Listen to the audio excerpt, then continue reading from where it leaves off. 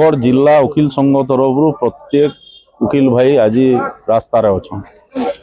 बरगढ़ जिला वकिल संघ आज बरगढ़ जनसाधारण लगी Bargarh law and order situation लगी आज रास्तार ओह्ल बरगढ़ एसपी और कलेक्टर को बरगढ़ वकिल संघ दायी कर लगी आज बरगढ़ जदि अशांत हो बरगढ़ एसपी और बरगढ़ कलेक्टर दायी हाँ। कारण आपण चिंता करूँ बरगढ़ के सामाजिक सुरक्षा देवार दायित्व एसपी और कलेक्टर है। आज बरगढ़ रे जनसाधारण बाहर ले डरुचन साधारण पिला माने बाटके बाहर ले डरुचन।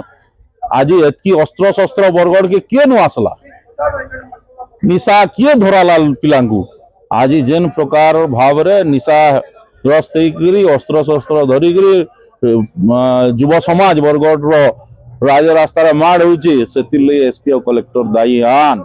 कारण डिटेक्शन अपेक्षा प्रिवेंशन है एसपी दायित्व प्रशासन दायित्व।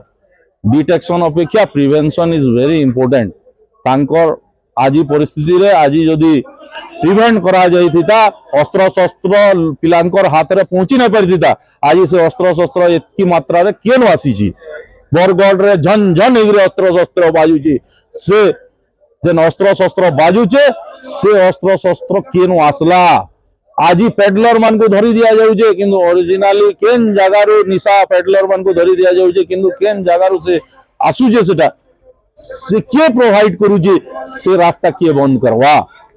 आज कॉन्स्टिट्यूशन आपन को चौकी देइचे कॉन्स्टिट्यूशन आपन को पावर देइचे किंतु आपन से पावर मिसयूटिलाइज करूछन। बरगढ़ जनसाधारण आज दाबी करछन आपन ई जगारू आपन माने निजे आत्मसम्मान रखिकरी निजे आपन बरगढ़ के बक्सी दो बरगढ़ के छाड़ी दो नाले बरगढ़ बासी जदि उत्त्यक्त अवस्था के पहुँचले आपन काण हेबा काण नहीं आपन से निजे चिंता करबे। कारण बरगढ़ बासी असुरक्षित मने करूछन आपन समय रे तानु बड़ दुर्भाग्यर कथा किछि नाय ना। प्रथम कथा तो है मुख्यमंत्री इमिडिएटली तार ऊपर रेस्पॉन्ड करी बरगढ़ जिला वकील संघ जेन दाबी करिजे दुई जन को ई जगह स्थानांतरित करवार जरूरी।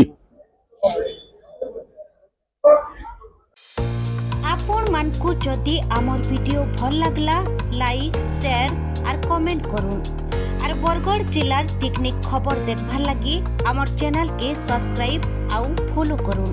जोहार।